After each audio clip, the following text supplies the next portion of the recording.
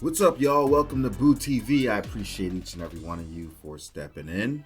All right, now that the NBA season has came to an end, we can get back to doing some more reaction videos and focusing even more on past players. And you know, you got the Bird gang here and the Kobe guys and the MJ guys, so definitely want to get back to diving into more content like that until basketball returns. So again, I just want to give another shout out to Bridget Hockney for the Cash App donation. I appreciate you. And also a happy birthday to Bridget Hockney as well. I hope you had a great birthday. Really appreciate you. Speaking of Bridget Hockney, Bridget and another great subscriber, supporter, Gail Shepard, both sent me the same video request regarding Larry Bird. Bridget said I would love this video from Uncut Hoops. And Gail Shepard says he did some studying in Bird's stats and along with players up to this day. It really shows why Bird is the best all-around player even still to this day. Except I kind of disagree with him, mainly only using Bird's stats of 85-86. Because to me, Bird had a longer prime years before and a couple years after. But it is still a very well put together report and had to take some time to put it together. I think you'll enjoy it, and not many has seen it yet to share. Thank you, Boo TV. No, I thank you. I appreciate both of you. And I got to get back to all the recommendations that I haven't got to yet from other people, so bear with me. So yeah, I'm going to throw these headphones on and let's get into this reaction, shall we? At the other forward, in his 7th year from Indiana State, at number 33, Larry Bird. He was the toughest player I ever had to guard and I had to play against. And the reason for it, he's 6'10". Hit the three-point shot, he can post you up, and he can see over the top of you at 6'10", so he can always pick you apart with the pass. And he was a great rebounder as well and putting the ball on the floor in the open floor. A lot of young kids. Now, you typically see Bird listed at, 6'8" or 6'10" on listings, but everybody that's ever played against him will always tell you that guy's a legit 6'10".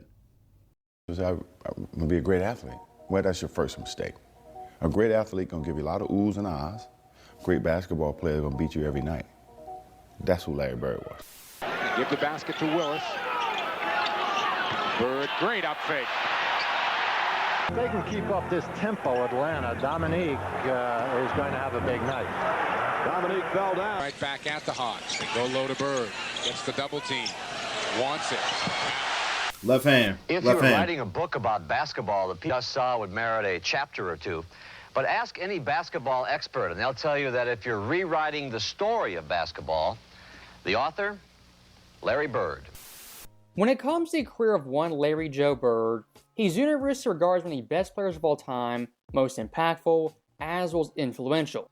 For guys like Bird, Magic, and Jordan, what they did in the 80s and 1990s cannot be underrated. Now, one thing that can be underrated is those guys' overall skill sets. And looking at Bird first and foremost, a lot of Bird's stats and numbers, yes, they are available, but the more advanced analytics, advanced numbers, simply didn't exist and they weren't tracked. That's a damn shame. Now, luckily for you guys out there, I'm a basketball psychopath who loves NBA history. So looking at Larry Bird I did the past month, I watched the entire 86 playoff run, 18 total games, and tracked all of Bird's advanced stats, metrics. That's impressive. That's putting some work in, and I don't know if he knows somebody where he found all those games to watch them in their entirety, but nonetheless, impressive stuff. Gail wasn't lying. And data nobody's ever thought to uncover. Well, we're waiting. So when it comes to 86 Bird, this guy undoubtedly one of the best players of all time, and in my view, the best small forward peak we've ever seen. I agree with him. Larry Bird is my greatest small forward of all time. Definitely peak and overall career as well. Sorry, LeBron James fans, you're just gonna have to be mad at me. As Bird at this point was a 3-time MVP all consecutively, one of the best shooters in the game, passers, rebounders, as well as fourth quarter players. And looking at his postseason run, if that wasn't impressive enough, Bird's overall production went up come playoff time, as in that year's playoffs, 25.9 points, 9.3 boards, 8.2 assists on impeccable shooting splits, along with 2.1 steals. Nasty. Larry Bird's raw stat numbers were highly impressive, as looking through NBA history, at 25 8-8 playoff runs, this run 86 was the first of its kind, and since that date, only 3 players since then have joined him in his elite company, that being Jokic, Doncic, and LeBron James. So what you're saying, Uncut Hoops, is Larry Bird was the only player to do this when the NBA was more physical and there was less spacing. The other players he mentioned are all beneficiaries of how the NBA is played now. Think about that. Not bad. Now, where Bird really separates himself is in the efficiency category. As their high volume playoff runs at 54-90 splits, there's only 3 of them. Bird, again, players that are benefiting from how the league is played today. So Larry Bird's the only guy that did it in that other era. Impressive stuff. 86, Kawhi 2017, and Kevin Durant in 2019. Why Larry Bird's so unique and so special, he can stuff the stat sheet like Luka, Jokic, and LeBron, but maintain efficiency, whereas like Kevin Durant and Kawhi Leonard, who are primarily scorers and not asked to pass the ball nearly as much. But Peterson may have nightmares guarding Larry Bird. What a pass to McHale. He's going to go one-on-one. Oh, my goodness. Trying to back in on Woolridge. Finds McHale cutting for 2, and a great pass by Larry Bird. Than they did in game 1. Bird had the ball in good position and found the open. And he mentioned stat stuff. And so I'm going to be pausing the video to give my commentary, because if I wait till the end of the video, I'm going to forget things. That's just how I am. So I apologize.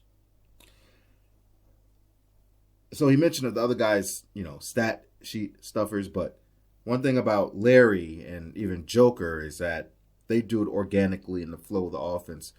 Nothing is forced. They're not holding a ball. As opposed to Luka and LeBron, that's how they play.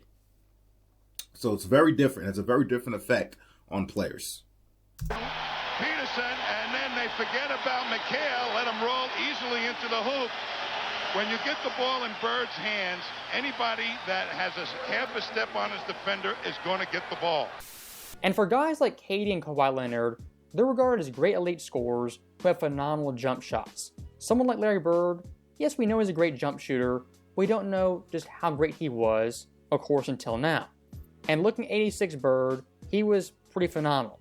In this playoff run, on jump shots, 48% at over 220 attempts. When you look at LeBron, KD, and Kawhi Leonard in postseasons, who took at least 200 jump shots, here's their overall numbers in comparison to Bird.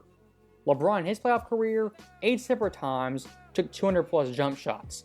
In those runs, not once close to 48%, and peaked out in the low 40s.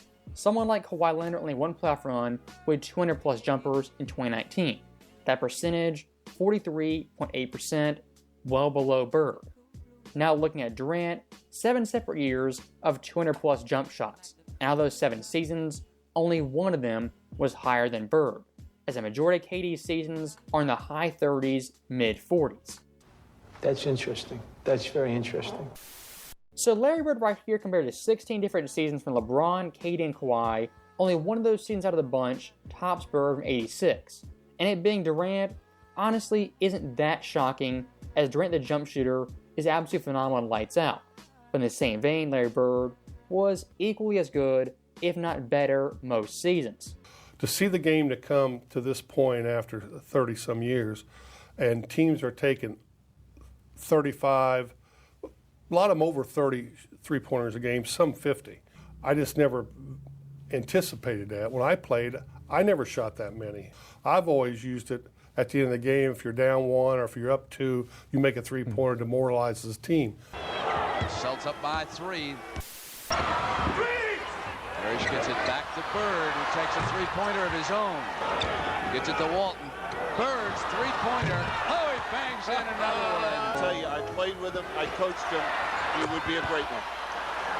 Another home run. Here it is. A three-pointer. Bird walks off the court. In the 1980s for Larry Bird, taking threes, yes, it was acceptable, but it wasn't widely pushed as the primary weapon for offensive player. Right. And for Bird, he wasn't just a three-point shooter, a long-range guy. Larry Bird's offensive game was at all three levels. Larry Bird in the mid-range. I will say Larry Bird's three-point prowess and ability to shoot that three ball validated the implementation of the three-point line in the NBA, because Larry and the three-point line came in together. And Larry validated that. 56%. Catch and shoot shots, 48%. All post-ups, 64%. Fadeaways, 57%. And left-hand shots, 69%. Right back at the Hawks. They go low to Bird. Gets the double team. Wants it. McRae on Bird. They isolate him one-on-one. Celtics like that situation. And a left-handed shot against McRae. He knows McRae is going to come back to his right hand. And he shoots it lefty to confuse. It's so funny. You see Kyrie Irving do that same move today. Oh, Kyrie's the most skilled player ever. Oh, we've never seen this before. I'm like, dude, I've seen Larry do that 100 times. I've seen Kobe, Jordan. I've seen all these guys. Come on, man. Nice move, but calm down. Apparently, Kyrie Irving was the creator of left-handed floaters and shots. And I love Kyrie, but come on, people. Use him a little bit. Working against McRae now. Works his way in and gets the basket. Bird fighting through McRae. Larry Bird, who attacking his right hand, forcing him to his left. He can shoot lefty, but he much prefer to shoot righty. Oh, beautiful. Larry Bird, the scorer and shooter, could do it in a variety of ways from a variety of spots on the court. And actually the go-to spot was in the mid-range, the in-between game. And look at those numbers, 76 of 135. Not just great volume, but also great efficiency. And looking at the rest of NBA history, since 97, the tracking data began. Shoot it, boy. 125 players in this time period took 100 more mid-range jump shots in a single postseason run. Out of those 125, only 7 of them are above 50% shooting. And looking at the top 5, it's definitely pretty telling. 5th place, Durant 2012. 4th place, Durant 2018. 3rd place, Durant 2021. 2nd, Larry Joe Bird. And 1st place, Steve Nash 2005. Most impressive. So once again, Larry Bird the shooter. I would love to see Kevin Durant and Larry Bird have a shootout. Oh boy, would I love to see that. That'd be fun. In some pretty great company. In the small forward position, a notch better than Kevin Durant at his absolute best. Now, staying with Bird's shot making, looking at catch and shoot jumpers. Bird in this playoff run was 48 of 100, exactly 48%. Tracking data for catch and shoot shots goes back to 2014. During that very selective time period, 41 players have taken at least 100 catch and shoot jump shots in that run. Out of that list, Bird ranks 4th all time at that 48%. The guys ahead of him, Al Horford, Klay Thompson, and Jokic. This is why I will always take a scorer or a basketball player that can give me offense in isolation from the post and in catch and shoot situations. However you want to look at it, however the catch and shoot happens. Off pin downs, off curls, whatever, screens, whatever, I don't care. I will always take that over the guy that can only do one. That's why I like to lean towards players like Kevin Durant, Kobe Bryant, Michael Jordan, Larry Bird, because they'll get it 100 different ways. Julian cheated way in. Jokic going to throw it up from way. Nikola Jokic. I would love to play against him.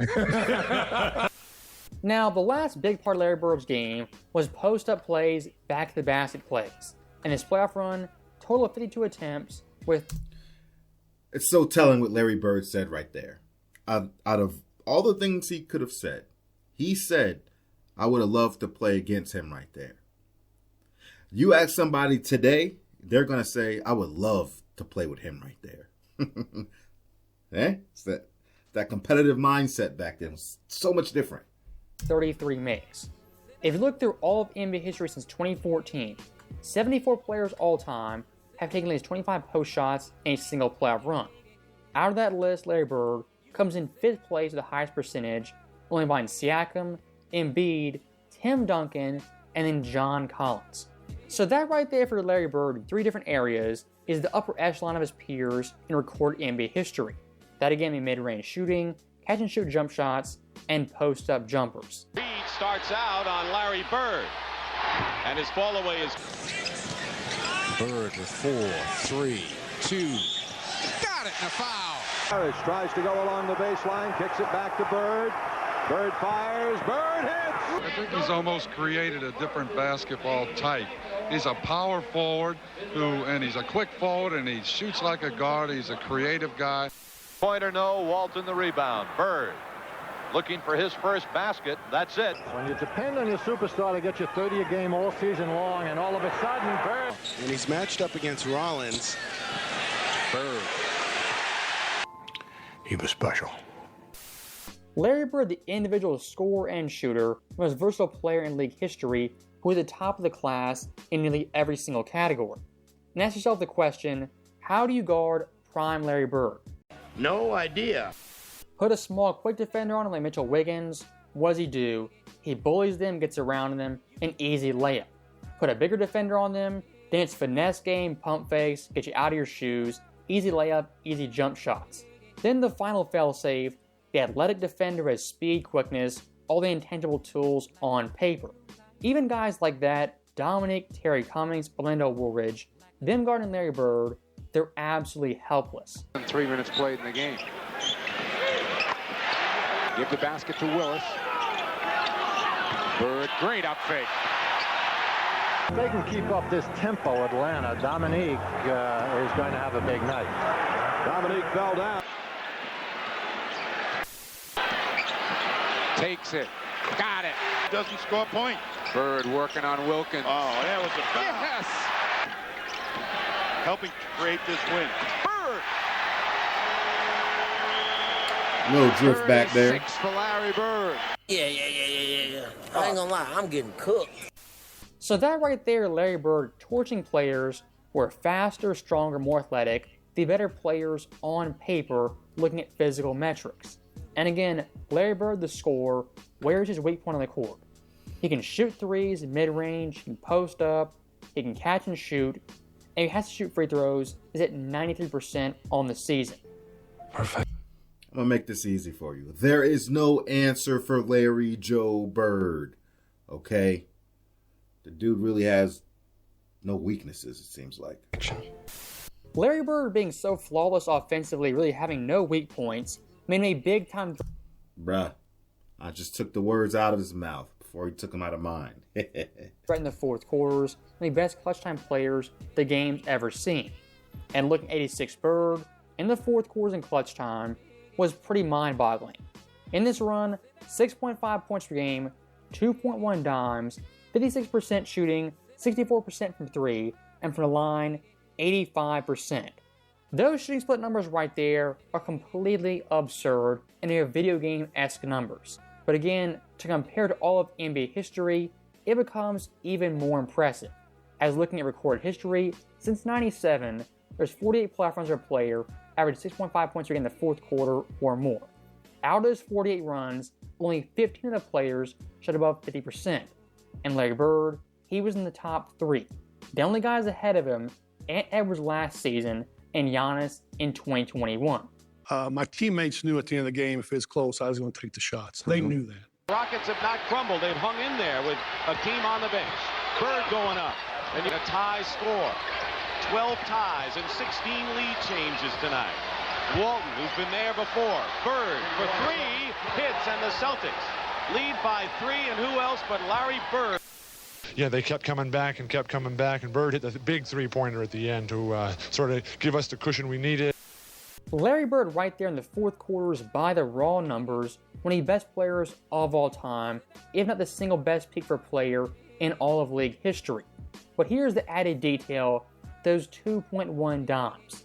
At first glance, that might not seem like much, but looking at fourth quarter plays, that number is absurdly high. I mean, look at this list. John Stockton, Rondo, Kidd, LeBron, Luka, some of the best point guards, point forwards in league history. So Bird for fourth quarter scoring and fourth quarter passing is absolutely elite, the cream of the crop. But here's the one big detail. Unlike a lot of point forwards, many Luka and LeBron James, what does Larry Bird not do? Handle the ball 24/7 and be extremely ball dominant. Pushing from the rear. That pass by Walton. Stop playing. Stop playing, Bill. Rest in peace to Bill Walton. One of the greatest passing big men of all time. Yeah, that boy, man, Bill Walton could pass his ass off, man. But yes, like I said earlier, I took the words out of his mouth again. There's a difference between how Larry shares the ball and affects the offense as opposed to Luka and LeBron. They hold on to the ball. They're ball monopolizers. People always want to call the ball hog the guy that takes the most shots, but fail to recognize there's guys that hold on to the ball, so if they're not taking a shot, they'll hold on until they can do something else for the stat. They're ball hogs too. You know, the Celtics have been around this score for quite a while. By Johnson. For Boston. Bird, easy layup. Celtics with a very impressive third period here in game 2. Bird, what a pass from Dennis Johnson. You see? And Bird not being ball dominant, he allows other guys to be themselves and portray and show off their skills. If they have point guard skills, if they have passing skills, if they can do things, if they can create for themselves or for other people, they can do that too because of how Larry Bird plays. You can't do that with Luka and LeBron. You are always dynamically changing around them, especially if you're anything other than the second option, even more so. I think he's thinking too much, and normally he would just catch that basketball and just dunk it or go in for the easy shot. The game of basketball is pretty simple if the ball's moving. Sure. Now, the point guard can do whatever he wants to do. Instead of dribble from one side to the other, back and forth. But he's an initiator, and if he gets that ball moving, that ball's moving, everybody feels a part of it. It doesn't matter where it ends up because it's always going to end up to the best player. You know? Sometimes that always happens. Yeah. But Ball has energy. That's right. And you get that ball moving, and good things happen all the time. It's a pretty simple game if you play it the right way. Perfect until now. Celtics running. They have a chance here. 4-on-2. Bird to Parrish. It's more effective offensively. It's a bad shot by Moncrief. Not that way. Boston 2-on-1, and Webb is back. Bird is on Lloyd now, doubling on Sampson, and takes the ball away. 3-on-1 for the Boston. Up ahead, Bird finds McCann. Stop playing. When you have a selfless superstar like a Steph, That was a nasty pass. Are you? Oh, stop playing. Oof. Curry and Larry Bird, they don't need the basketball. The team's overall ability, their heights, get raised exponentially. And looking at Boston, Larry Bird's teammates, whether it be a Johnson, McHale, Parrish, heck, even a Bill Walton, those guys with Bird in his system were definitely maximized at their full absolute potential. Now, looking at Larry Bird's off-ball stats, his dribbling stats, these are pretty staggering and shocking. As looking at Bird's field goals made, a total of 171. Out of those field goals, 86 of them came with 0 dribbles. That's over half. 41 of those field goals, only with 1 dribble, 19 of them with 2. That's crazy. 23 with 3 to 6, and 7 plus dribbles, crazy. only 2 made field goals. That's crazy. Garden crowd. Larry Bird trying to get the Celtics on track. Bird over Banks. Bird, Walton, Ainge, and McHale. 5 men on the floor for KC. Great pass by Walton.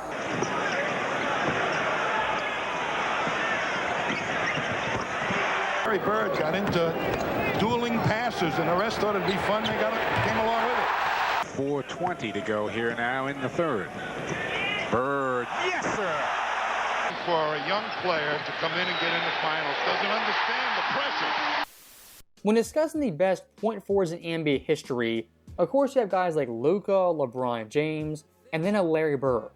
But the way guys like Luka and LeBron played was much more their show, their story, their hand on the joystick. For Larry Bird, a much more unselfish player, applaud teammates to thrive and do their own thing. Now, with that being said, Larry Bird, the point forward, the passing forward, in my view, the best of all time. Away from the Rockets. Level hits a three-pointer from the corner. And Ainge, releasing the other way, gets two of them back. Nobody touches Larry on those full court passes, bro.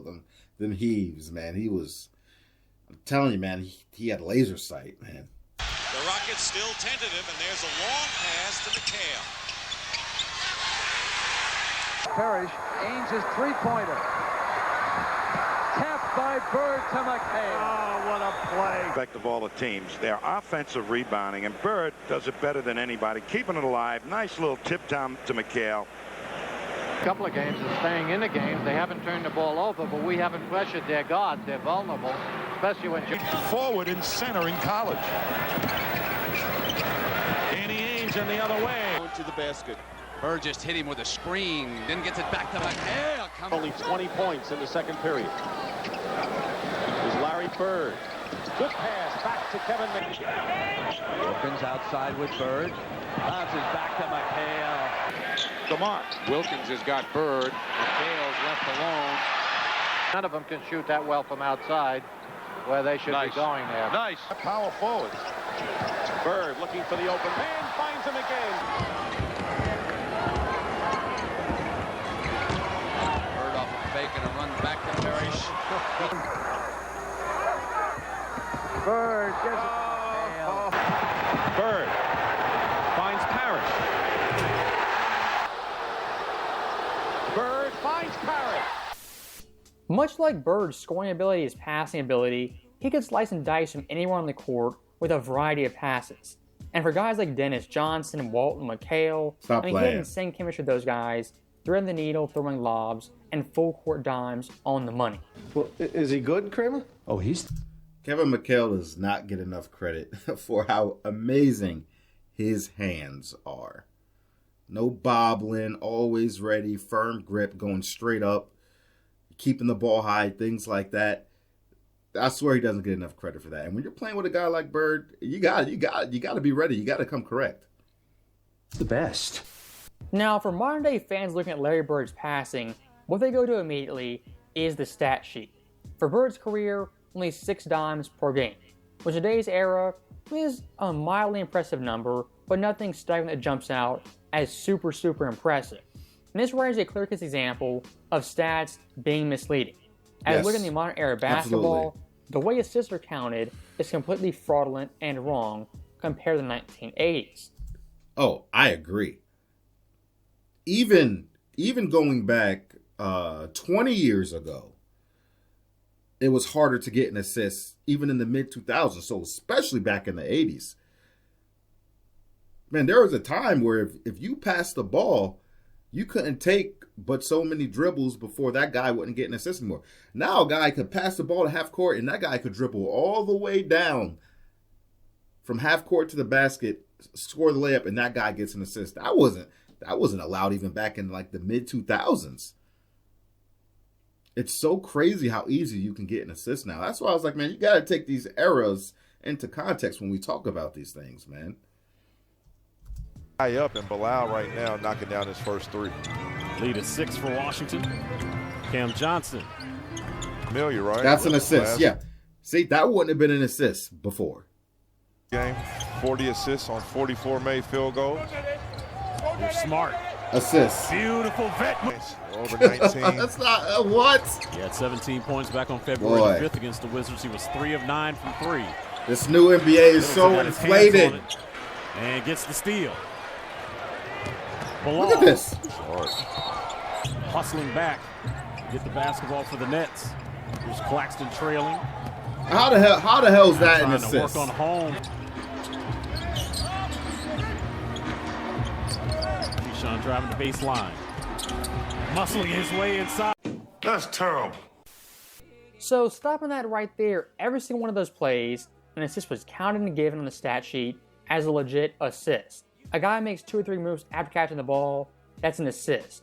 For someone like Bird in the mid-80s, specifically 86, only averaging 6-7 dimes per game, what does that do to? Not Bird being an inferior passer, but the scorekeepers being much more strict and stringent on what's an actual assist. For an example of this, look at Game 1 versus the Hawks in the second round.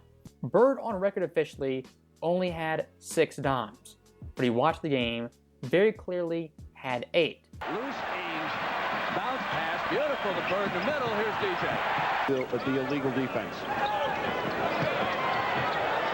McHale, spot, you're going to get the ball. Not only get it, but you'll get it in a perfect situation to score. Just like that. I think he's thinking too much. And normally he would just catch that basketball and just dunk it or go in for the easy shot. Parrish. Opens outside with Bird. Bounces back to McHale. He and Moses Malone just seem to get all loose balls. McHale scores coming inside. Bird, still another rebound. Johnson breaks free. There's the Boston break in the air with the... Now, none of those assists were questionable to me. Not a single one. Not a single one. I rest my case. So that right... Wasn't there a time in the NBA where if a player assisted, right, passed the ball to the guy, the shot went in, but he got fouled, then that guy wouldn't get the assist because the foul occurred? Correct me if I'm wrong, but wasn't there a time like that?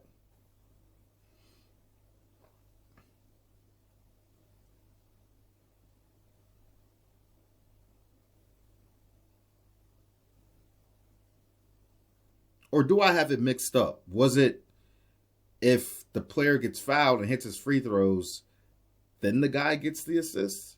Maybe I have it mixed up. Let me know in the comment section. Right there is clear-cut proof the old saying, numbers never lie, is indeed a pretty big falsehood. As looking at Bird right there, very clearly 8 dimes, what we got credit for was only 6.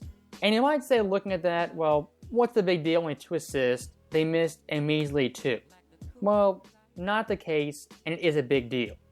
Looking at the entire 18-game playoff run Larry Bird, his official assist count was 8.2. But if you add in the non-credited assists what it jumps to, is 9.8. And again, why is that important? In today's era, looking at stats and numbers, a 1.6 jump is a monumental deal for all your advanced metrics, which fans nowadays are absolutely in love with. And looking at that year's NBA Finals versus the Rockets, Larry Bird's official assist count was 9.5. Still very, very impressive. If you add in the assists that weren't counted, what it jumps to is 11.5. Mainly official record books, Larry Bird's assist count ranks second all time among Finals MVPs, only behind Magic and just ahead of Jordan in 1991. What are you doing? I'm writing this down. This is good stuff. So that right there for 86 brought a pretty good breakdown of his offensive game, shooting, and a little nuance that made Larry Bird the great player he was. But the one knock on Bird everyone always says is, on defense, he was subpar, and athletically, really couldn't cut it. And when someone says that, what they're really telling you is they haven't watched Larry Bird peak Larry Bird. They don't know. And saying this guy was slow, cut and jump, is just false watching the film. As looking at this year's playoffs, the guys Bird guarded were one Sidney Moncrief, an elite point guard, someone like Kevin Willis, a 7-footer, Randy Brewer, who's 7'4", and then on certain switches, would guard guys like Jordan and Hakeem Olajuwon and really hold his own pretty well. Field gives the Celtics that 4-point lead again. Olajuwon fighting for the loose ball, and he lost it thanks to Larry Bird. 3-1-21 Chicago in overtime. Jordan. And Bird got a hand on it. Here he comes, Bird cuts off Jordan at the baseline. They turned him loose, pushed him underneath the basket. The ball, a pass out, hit the net. Whitman and Webb in the backcourt. Inside, Livingston throws it away. He isn't blessed with a great deal of jumping ability, but he's blessed with knowing where to put his body. He puts his body on the right part of the floor to defend. He has great anticipation. Jordan up the floor for Chicago. They trail by 10. 2 remaining in the quarter. McRae has McHale in his face. Bird against Olajuwon. Great play by Bird. Sampson guarded by Bird, but Bird doing a good job against him. Traveling called against Ralph. Very aggressive defense. Brewer was trying to post up Bird down low. He still is. Bird out on Cummings. It forces the offensive players to move without the ball. Verticality. Are playing scintillating ball. Go to work as the center. And those back then, man, the game has changed so much, right? No restricted area. Knocked away. So look, when it comes to Larry Bird, the defender, was he Michael Jordan, Scottie Pippen, just locking guys down 94 feet? No, of course not. But Larry Bird, the defender, wasn't a negative on that end. His overall team defense was a big-time plus. Absolutely I was watching a ton of those clips. The way he gets in passing lanes, double teams, his help defense is top-tier, A-plus defense. Yes, if sir. someone says Bird Yes, sir. couldn't play defense, didn't play defense, what they're based on most likely is how he looks. If you know Larry Bird, that's the worst mistake you could possibly make. As offensively, people did the exact same thing. And what happened over and over and over again?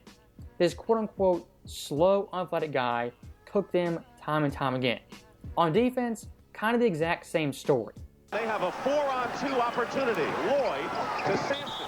And no basket. And to go to the half. Bird, the quick hand. Both of them have bounced around the rim and just haven't.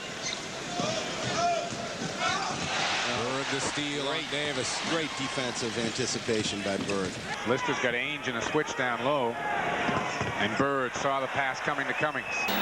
He's on the weak side. He's looking, steps out, knows that it's going cross court, just steps right back in. That's what you talk about, the computer mind of Larry Bird. Bird again to reach in. Computer mind. On Creighton. This is why Larry Bird's a great defensive ball player, because of his weak side and his team defensive play. We don't know whether Walton will play. It's funny listening to these guys say this, because this is all stuff I've said in the past, since especially doing this channel. I never use the term computer mind, but I've always said Larry Bird has extremely quick processing. Like, his ability to process things and then act on them is incredible. And also his quick hands. I did videos on both of those topics specifically. In this game. Bird knocks it away. 6 on the shot clock. Hastings, good pass to contact, and a great block inside. Whitman. No changes for the Celtics. Dominique. Blocked by Bird. If you watch 86 Bird, the defender, there's no way he's a subpar defender, even average defender. And look at the numbers, they back it up even more so. 86 Bird, the regular season, first in defensive win shares. I repeat, first out of the entire NBA. Defensive plus minus, 9th. Steals, 8, and finished 11th in all defensive team voting, 1 vote shy of making second team. Now look at the postseason, nearly identical. Defensive win shares, 2nd. Defensive plus minus, 3rd. And for steals, he ranked 6th. Watched by McHale. Bird coming over to double a lot. So they're in the scoring drought with 4 minutes and 46 to go. Akeem Olajuwon double, throws it right into the hands of Bird. There's a 4-on-1 break for the Celtics. And Ainge. Bird steals from McCray. Double with McHale. Peterson goes up. Wiggins there. Rockets. We're in sudden death playoff at the Kemper Open. We'll update. See some great defense by Larry Bird. You know, he's forcing them to shoot from outside, getting in front of Olajuwon. Akeem knocked away by Bird. The Damn. inbound pass till much too Stop late. stop the dream sake. At the last instant and knocks it away. Time on the shot clock. Olajuwon with Bird doubling. In the third, as he did in the first half, and another Rocket turnover. And Ainge was practically taken off, but here's Bird hustling. I'll tell you, inspiration, there it is. When he goes down on the floor, the rest of them will fly through the building. So that right there is the end of the video, and I'll say one last thing. When looking at the best small forwards and the best players in today's game, all these guys in one degree or another have a big-time flaw in their arsenal. For LeBron at his peak, he was an athletic demon who could dunk on anyone. What was his big-time flaw? Free throw shooting and his outside jumper. Someone like Kevin Durant at his peak, one of the best scorers of all time. But what were his 2 weak points? Leadership, passing, and rebounding. Then Kawhi Leonard. This guy's a two-way player, was phenomenal. But what's the one trait he lacked severely? Passing and playmaking, and being an upper echelon leader like a Larry Bird. My overall point is pretty simple. Larry has all of it. A6 He has was a all of it. five-tool player who could do it all. Yep. He could score, pass, rebound, play defense. He could lead a team, play off ball, shoot the mid-range three to free throw, and hit a game winner if need be. As always, thank you guys for watching. Hope you enjoyed it. I'll see you next time. Yeah, Larry Bird has always been underrated defensively, and it's a shame. He has 3 second-team All-NBA defensive selections. 3. And that's saying a lot, and I've said this before in other videos. That's saying a lot considering the stiff competition there was when it comes to defensive players back then in the 80s, especially at Larry Bird's position. Now, I don't know back then if the selections were based off you have to have 2 all-defensive guards and then 3 front court players. Or did you have to have at least 1 center, 1 power forward, 1 small forward, 1 point guard, 1 shooting guard? I don't know how it was back then. Things are always changing, but just off the top of my head, some of the competition Larry had to fight for, in the 80s when it comes to defensive players. Michael Cooper, right? Bobby Jones, Sekdef, Moses Malone. They mentioned him in the video. Sidney Moncrief, Big Tree Rollins, his own teammates, Kevin McHale, DJ, right? Hakeem Olajuwon, Eaton. Like, there was stiff competition. So don't let that cloud your judgment and think Larry Bird wasn't a great defensive player. He was. Lockdown, no. But he had pretty much everything else checked in the defensive box. And I agree with Gail Shepard. I agree. He's first of all, excellent video, no question about that. Excellent work by Uncut Hoops. He's a historian and he does his work and he puts hard work in, no question about it. But I think Larry Bird's prime, and this is just coming from me over what I've learned. I wasn't watching basketball in the 80s. I was born in 87. I would probably say Bird's prime was from 1983 to 1988. And his prime probably would have been longer had the injuries not hampered him and the back, right? And even with that being said, in his latter years, he was still an all-star caliber player into the early 90s. That has to be said. Anyway, I've said everything I've had to say throughout the video. So, like I said, a lot of the things he touched on and a lot of the points, even the smaller ones, I've reacted to and or made videos about that. So just go check out the Larry Bird playlist. And it's a lot of stuff there. So good luck forging through it all. But hey, man, I appreciate everybody for watching. I appreciate the recommendations. Again, happy birthday to Bridget Hockney. Appreciate you. And you guys are awesome. Shout out to the Bird Gang. And I'll catch you on the next one. I got a lot of catching up to do. Thanks for watching. We out, baby.